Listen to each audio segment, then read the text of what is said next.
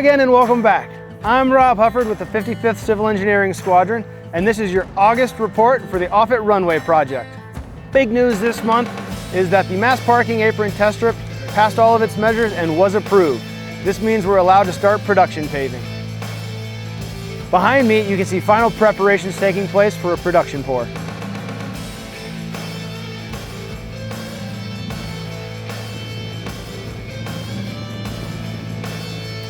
Additional updates for August. We are continuing to install utility crossings and will begin 24-hour operations on the crusher plant. Like last month, we are still on time and on budget. Thank you for viewing and see you next month.